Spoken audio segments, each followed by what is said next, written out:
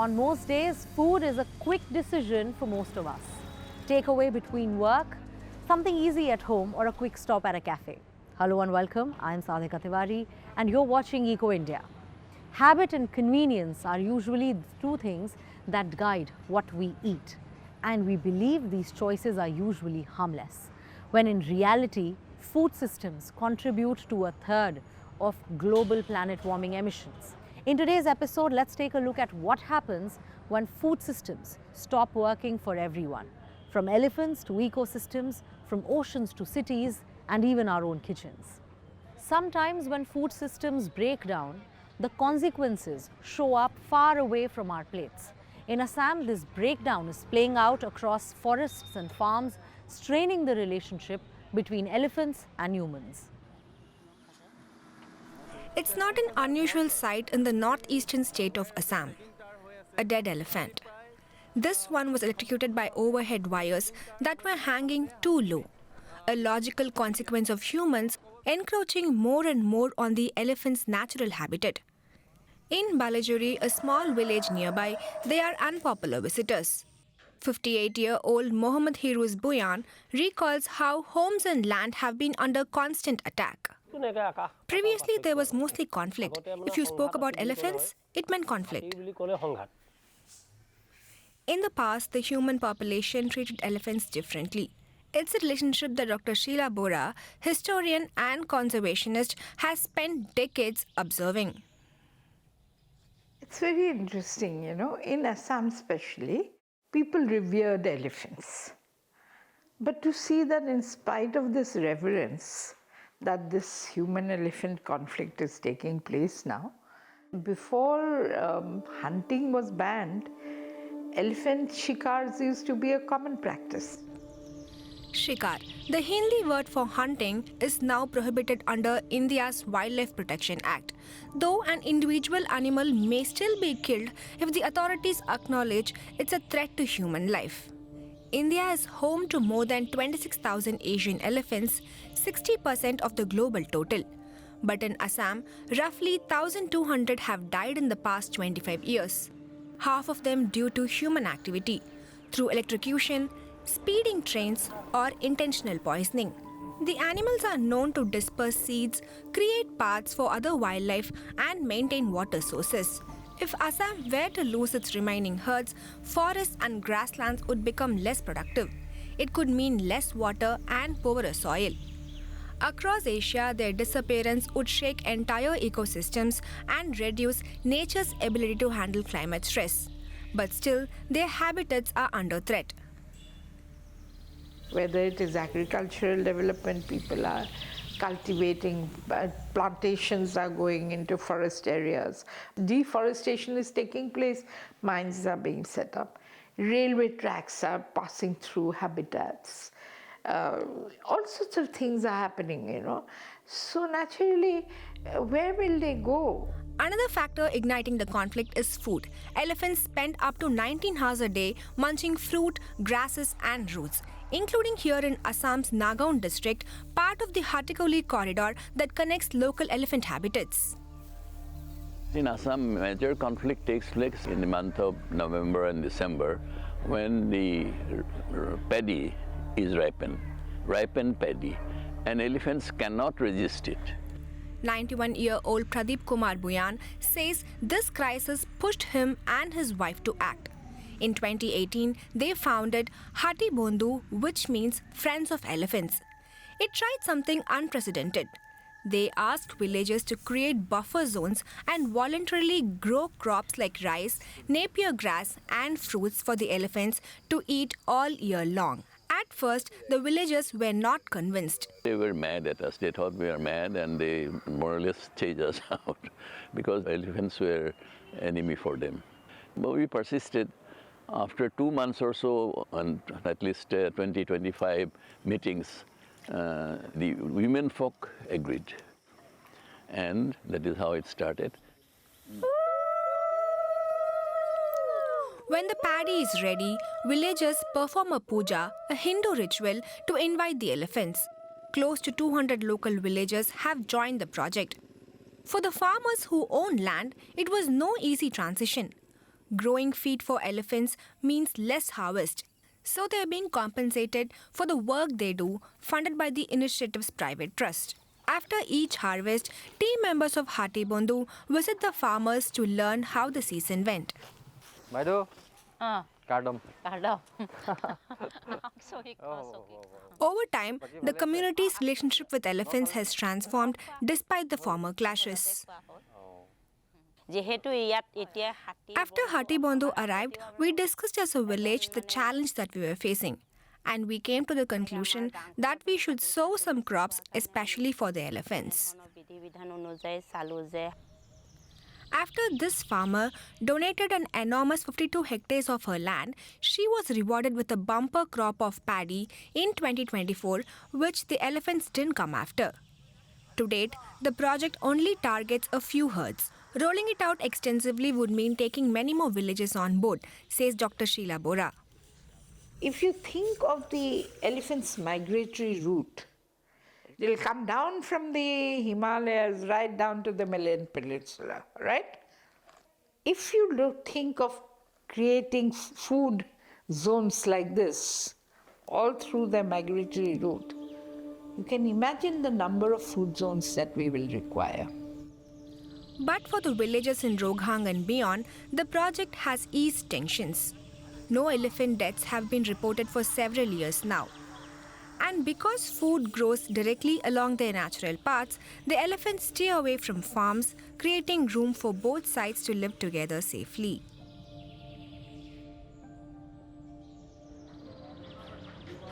As elephants look for their next meal, we're prompted to rethink ours too. The menu of a cafe in the hills of Meghalaya is a lesson in paying attention to the forest and the seasons. The small team here is choosing the forest and the season over a fixed menu. Let's see what it feels like to eat some meal here. Let's head to our next stop, Mother Earth Cafe, and meet their team. Here in the hills of Meghalaya, lunch is more than a meal. Plantana Mujai's cooking is a quiet return to roots. The natural indigenous ingredients she uses mark a break from the grip of monocultures. Here in the pot I've mixed turmeric, chili pepper and salt. And now we can add the fish to the pot. This is without oil. I cook with just water because these fish are naturally fatty and flavorful. In her Meramue Mother Earth Cafe in the village of Queng, Plantana is stirring a quiet revolution. While most of the world's food comes from just 12 plants and 5 animals, she is bringing India's traditional flavors back to the table. In her eatery, nature writes the menu. Many people still don't understand the value of these wild edibles found in our forests. They simply discard them. We prepare our food using ingredients that are naturally available and in season. And Plantana's community cafe is thriving. Her journey began with a small roadside tea stall. Then, around a decade ago, a road was built connecting Queng to the wider world. She then got another boost. NESFAS, the Northeast Society for Agroecology Support, works across Meghalaya and Nagaland to revive indigenous peoples' food systems, map biodiversity, and strengthen community resilience through traditional and sustainable farming.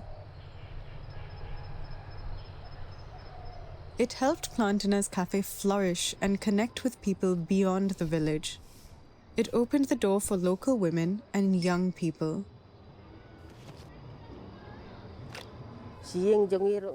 Usually, on a regular day, we used to have workers, around 11 to 12 people. But on the weekend, we required more than that. Whatever else I've done at Ray Remu Cafe, I feel I've also given employment to many people in the village.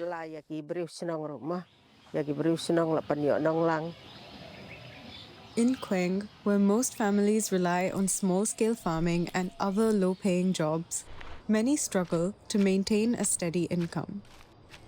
Meramu has grown into a small but reliable community economy, offering farmers, foragers, and young people a reliable market for their produce. Among those helping run the kitchen is local farmer Radian Siam, who believes in keeping traditions alive. I started farming when I was young. It is the kind of work I truly love to do. All the crops and vegetables I grow are completely organic. I don't use chemical fertilizers. Whatever is left after we consume ourselves, I sell. But now, since the May Ramu Cafe is there, we sell our produce directly to them.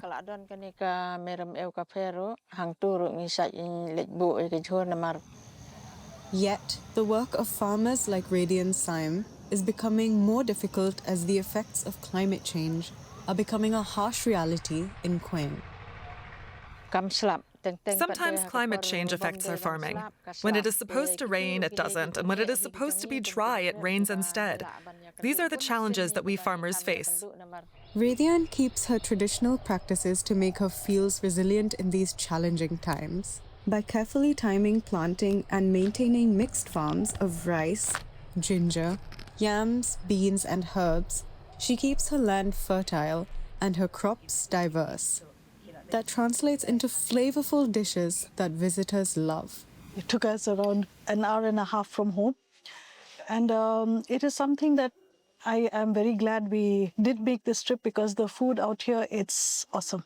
It's very tasty, it's very good, it's cooked well, it's organic. Right? We relish it because of the taste. And this kind of authentic taste, it's very difficult for you to get this kind of taste anywhere else. It's with great pride that we say it belongs to our community, you know. For Plantina, it's important that the cafe serves food that is not only delicious but also affordable. The menu is carefully priced for local residents, with single dishes for everyday meals and larger shared platters that bring families and groups together. All of it is served inside a traditional bamboo hut, a space Plantina believes reflects the land around it.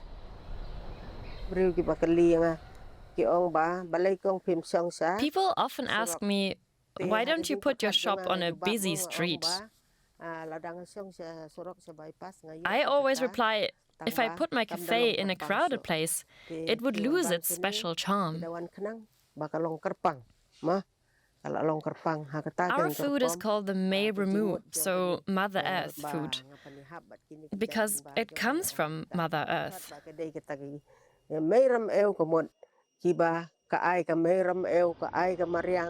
Global food systems produce a third of greenhouse gases. Indigenous food practices offer a lower impact alternative. They're environmentally sustainable and could hold lessons for the wider world.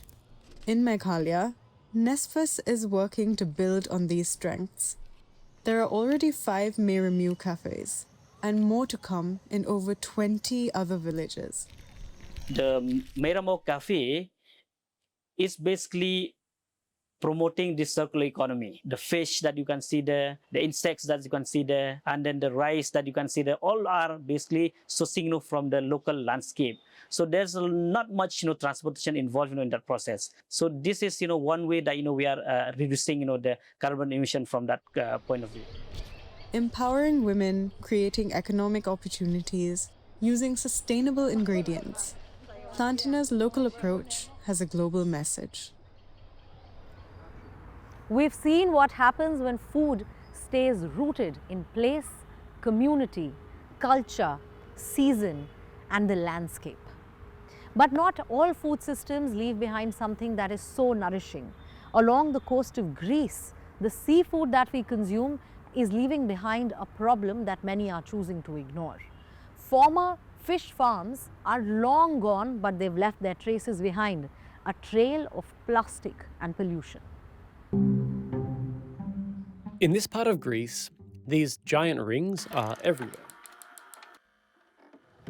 There's not much to see on the surface, but many of them are hiding a secret right below. They've been rotting here for years, spreading plastic across the coastline and far into the ocean. And no one is talking about it. It's an environmental crime. How can you go to bed at the end of the day and you're responsible for all this? They're called ghost farms, and they're not only a Greek problem. Companies around the world are getting away with this. You can see what the damage is like coming out of 40 businesses, so you can imagine what is going to happen with the 400. Ghost farms like these are a growing part of the plastic waste that is filling oceans and seas everywhere. So getting rid of them is really important. The problem is that it's a long, messy, and dangerous process. This is Veronica Mikos. She invited us to join her and her team in Methana, a small town a few hours' drive from Athens. They're here to clean up a farm that's been here since 1993. At the first glance, it's tragic. You just don't know where to start. Everywhere you look, like what to touch first. It used to produce sea bass and sea bream, but from 2011, the company that ran it started running into licensing issues. The farm eventually shut down, but instead of removing it, the company just abandoned it instead. From above, these fish farms may look like they have little impact on their surroundings, but they're actually huge pieces of infrastructure.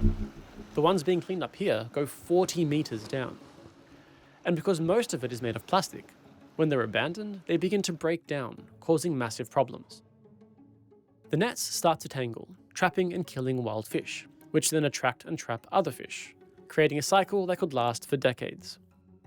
Over time, the round cages collapse or separate, and the buoys crack and release the styrofoam they're filled with into the surrounding waters. To fish, this plastic happens to look a lot like food. We went for a ride up the coastline to a beach 5 kilometers away. And along the way, we found styrofoam everywhere. Tassos Philippides runs a Greek NGO that finds ghost farms with satellite imagery. He also helps clean them up, which is why he's ready to go in a diving suit. Tassos says he's identified more than 130 possible abandoned locations in the areas he's reviewed, and confirmed at least 22 of them as ghost farms so far. And the original owners of most of them are known. Is there any pressure or responsibility for them to be the ones cleaning this type of thing up? Well, legally yes, but the problem here is a law enforcement issue. This farm behind me is not lost, it's just abandoned. So there is an owner responsible for this, and the system around that owner who is not holding the owner responsible. So it's an environmental crime. For now, Veronica says there's only one thing they can actually do about it: start cleaning. The divers are the first line of attack. It's absolutely very dangerous. You need a special kind of person for that, who likes challenges. The moment you start pulling nets, the visibility is zero and you still have to figure out the puzzle on the water. The divers gather all the nets into a pile. The ropes that keep the cages in place are disconnected from the seafloor. Then they attach balloons to bring everything to the surface in sections.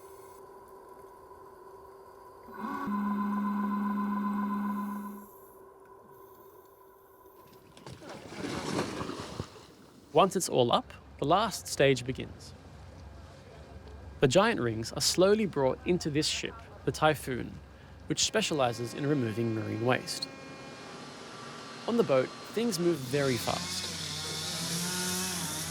In the end, it took 5 full days of work to remove all 18 sections of this fish farm. But it turns out the hard part was being allowed to do any of this in the first place. How much support do you get from the government? The government is providing the green light for us to do this. So basically, they don't block us. She's probably laughing because despite the fact that they're cleaning up other people's problems for free, it seems like nobody here actually wants them to be doing it. It took us more than a year to get an assignment from the government for this cleanup. Without getting that, we could be blamed that we are stealing a functional facility.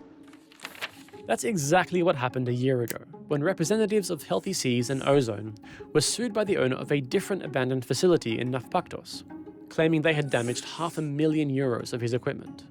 An NGO opposed to industrial fish farms says the government is planning to expand the waters available for aquaculture by an average of 24 times around the country, based on the contracts and legislation they've found. We asked the main Greek aquaculture group, Harpo, if there were any plans to change the industry's practices as it expanded so much. They didn't get back to us. For now, this ghost farm that had been haunting Methena's coastline is finally gone. But its legacy, the microplastics and debris that have already been carried far away by fish and ocean currents, will live on centuries longer than anyone here.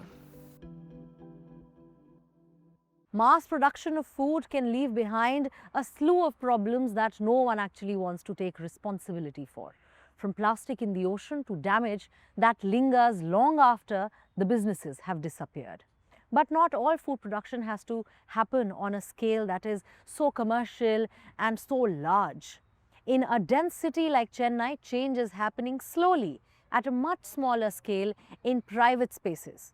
Our next story takes us to a rooftop where this change is happening, and that is actually redefining the distance between farm to table. No space is too small for Naveen Kumar to grow vegetables in. He might live in the city, but that doesn't mean he can't enjoy fresh produce. When I first started, I had just 5 plants. Now there is a little forest on my terrace. He started greening his terrace 7 years ago. Seen from above, it really stands out in the urban environment, a splash of green amid the roofs of Chennai. It is a 450 square feet space with 200 varieties of plants. Naveen is a passionate nature lover. He grows eggplants, limes, figs and edible flowers such as hibiscus and dahlias, all on his small roof. He's also planted several special varieties of tomatoes. This here isn't just any tomato plant. It is a nearly extinct variety called the Togo tomato. It has a unique sweet and sour taste, and there is no need to refrigerate it. Even if left outside, it stays fresh for a week. This one's called ghee chili. It's quite spicy, a rare exotic variety that most people in Chennai haven't even heard of. All his plants and seeds are organic, and what he doesn't grow himself, he buys from organic farmers. He also makes his own fertilizers, mostly from fish amino acid and panchakavya. The use of chemical fertilizers is increasing every day, as farmers rely on them to boost crop yields. But when we consume these foods regularly, we face a high risk of developing serious illnesses like cancer, diabetes, and neurovascular disorders. The 29-year-old doctor also sells his plants and seeds to friends and others too. Shakti Kumar has run a tree nursery in Chennai for 15 years. Naveen's organic fertilizer helps his plants to thrive. He's also been selling it to his customers for a few years. And that's not all. For the past 4 to 5 years, we have also been helping people set up terrace gardens. In the beginning, we used to provide them with company-sourced seeds. But once customers began asking for native seed varieties, and since Naveen had a rare collection, we started sourcing seeds from him. It's been going very well ever since. Naveen Kumar is looking forward to introducing more and more people to terrace gardening. If we all join hands and embrace organic farming, only then can we ensure a healthier future for the next generation.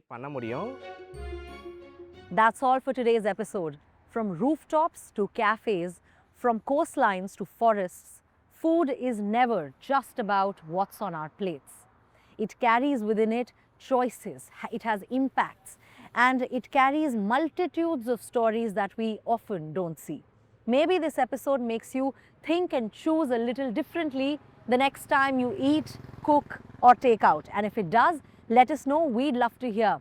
And do not forget to follow us on our Instagram at DW_environment for more stories like this.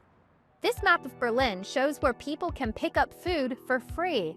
It's run by a special movement with more than 500,000 volunteers. Their mission? Fighting food waste. They rescue perfectly edible food from supermarkets, bakeries, and other suppliers before it gets tossed. In 13 years, they've saved more than 280,000 tons of food. That's almost the weight of the Empire State Building. Volunteers pick up and check the food, then post food baskets online for people to grab or put leftovers in one of these public shelves. Some cities in Germany even have food-sharing cafes that offer free groceries. Initiatives like this can help make sure edible goodness goes here instead of here. I will see you next week with more such stories. Until then, take care, goodbye, namaskar.